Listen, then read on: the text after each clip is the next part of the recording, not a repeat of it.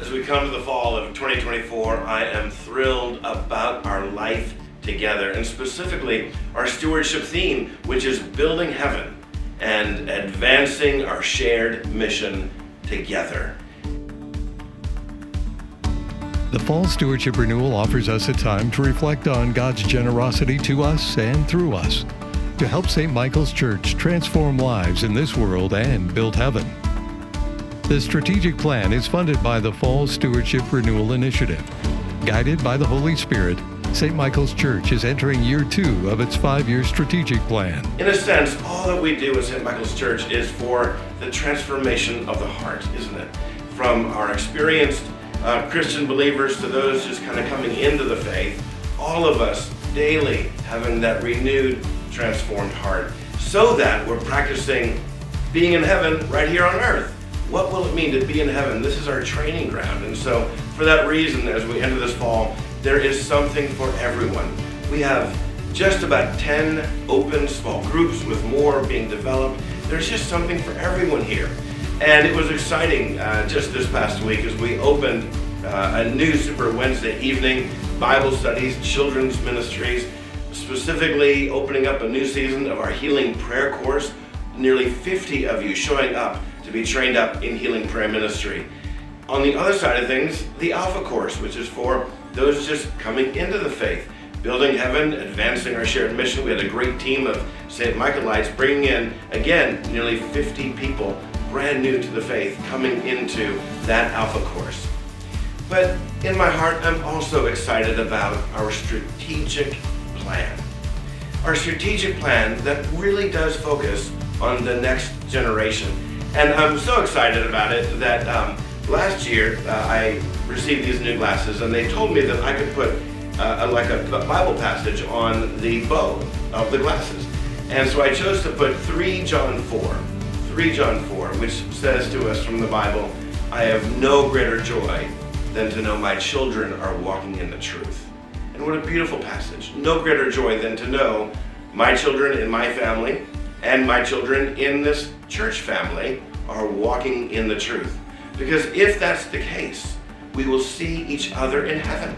So building heaven, preparing the next generation with our shared mission of transforming the heart together.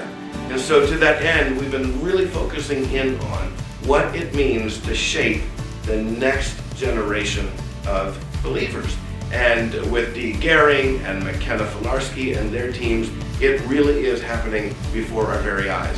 Just last night, Sunday night, we had our confirmation orientation with over 21 kids and their parents. It was so thrilling to see the priority that parents are putting into their children's lives through faith, building that faith through confirmation.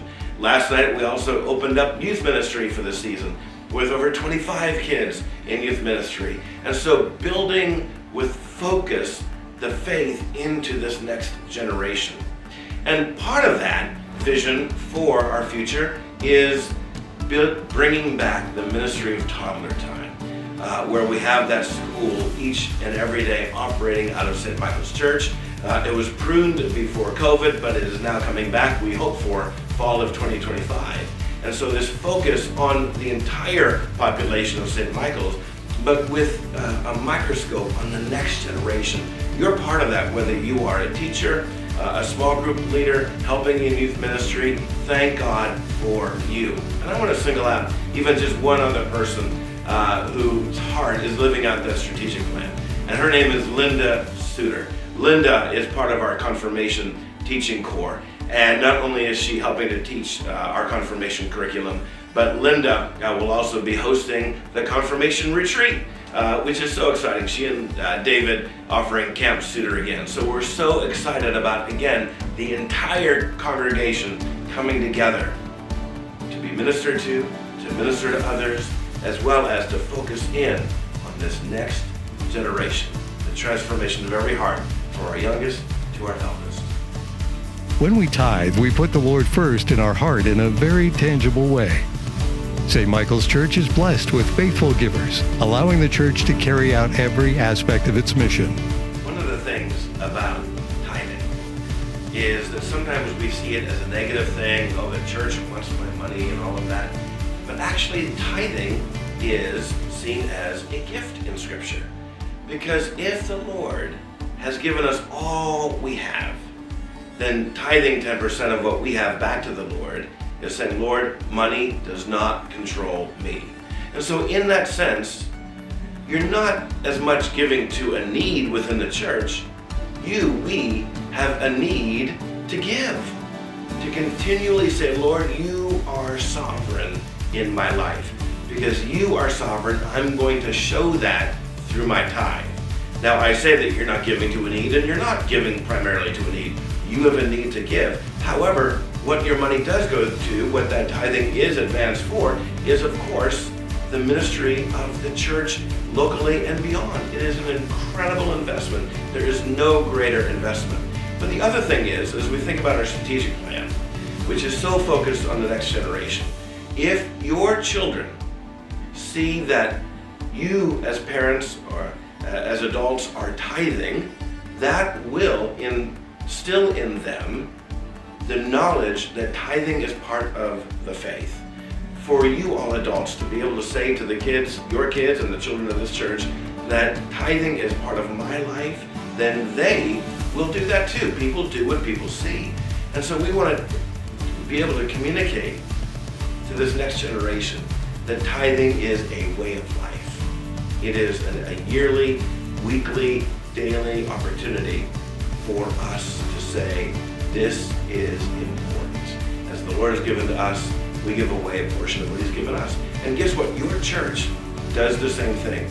This church, St. Michael's Church, tithes everything that comes in, and we tithe it back out to the diocese. We tithe it to partner missions all around the world. And so, again, we can't expect that you would do what we're not going to do in the church. And so, thank you to all who are tithing. To those of you who are not, try it. Do it this year. It will change your life.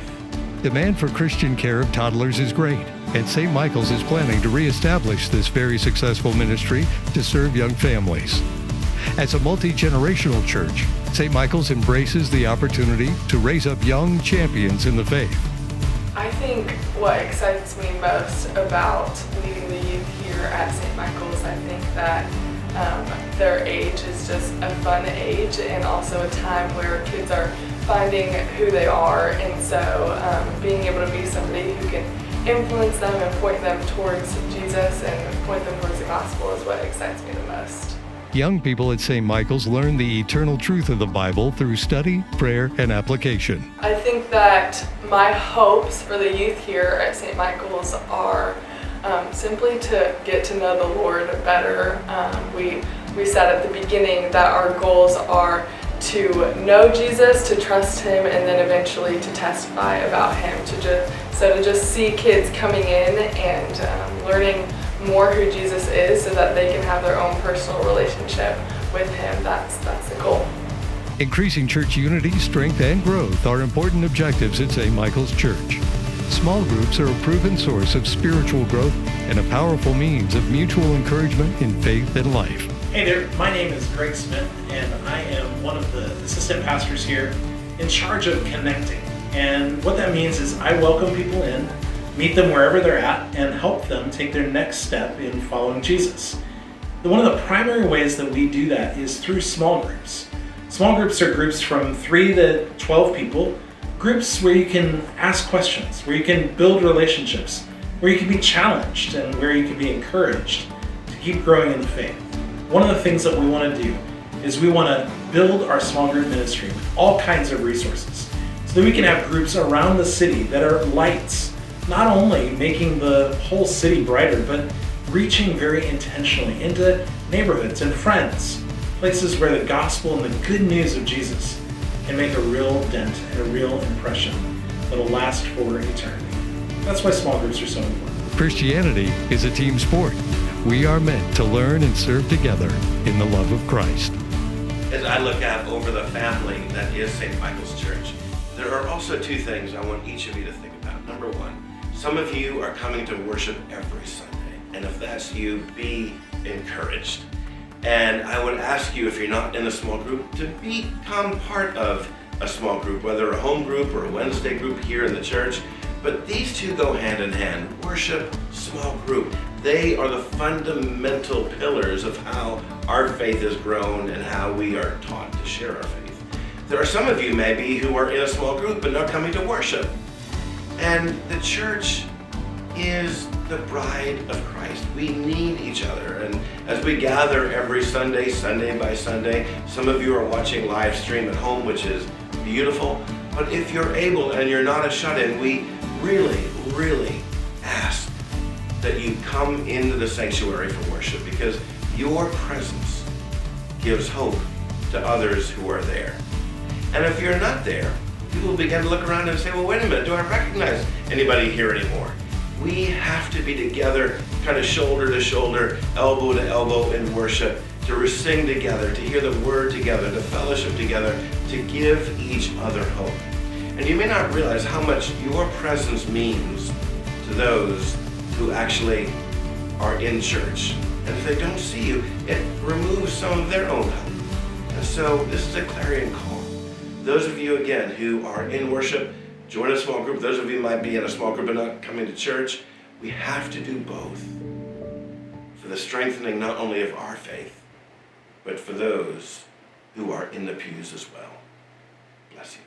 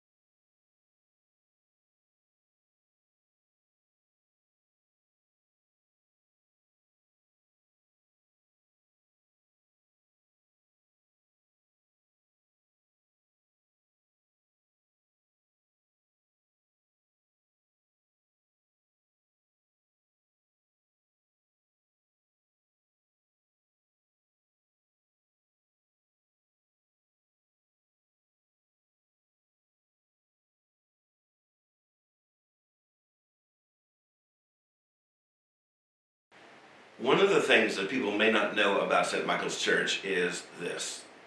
Everything we do at St. Michael's Church is funded by what you give, the tithe. Some people think that there might be an historic kind of budgetary fund from the government for an historic building or something like that, but that's of course not the case.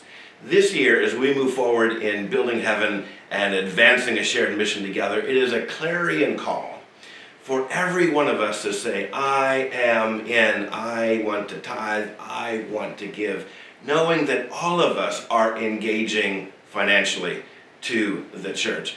And let me give you an image of this. In our family, dinners are very important. We want everyone to be at our family dinner, our children, and of course. But if one of them was upstairs or one of them was outside while we were having dinner, it wouldn't feel complete. And so it is with giving, knowing that the full body of the church is giving. We're all at that table together. We're all giving a portion of what the Lord has given us to see the mission advanced. And here's the beautiful thing. You will never know how powerful your investment into the church is financially. Your dollars will actually transform hearts of people that you've never met before and that you may never meet. That's God's economy. What we give does infinitely more than we can ask or even imagine.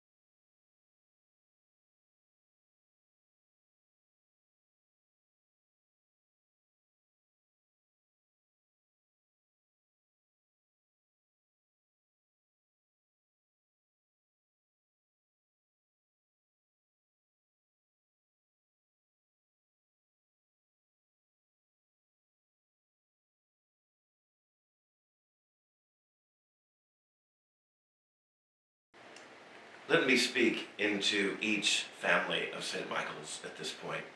And family, I mean families that have older children, younger children, no children. Every household is what I mean when I say family. That is this. We are entering a time in our country where the very anchors of faith are being removed. For instance, is Jesus the only way, or are there many ways to heaven? What is marriage today? Does gender exist? How do we care for the least, last, and lost? How do we care for the unborn? How do we care for the elderly? Without faith in Jesus Christ, without coming to worship in person, we begin to slide in the direction of our culture, away from God. We begin to drift away from those very anchors of faith. And before we know it, we wake up and our faith is lost. So this year, again, is a clarion call to say it's time to come back to church if you've not been in a while, to make sure that your children are engaged in youth ministry, that as adults, you're engaged in and through the courses that we offer every Sunday, Wednesday in our small groups during the week. It is now, as we look at building heaven by advancing our mission, that we step forward, away from the drifting and into highest engagement. Because guess what? This faith is not just for us, but to go through us to those people in your life who are not engaged. This is your opportunity, my opportunity, to step deeper in faith, to see that church sanctuary packed on Sundays, knowing that we are better together.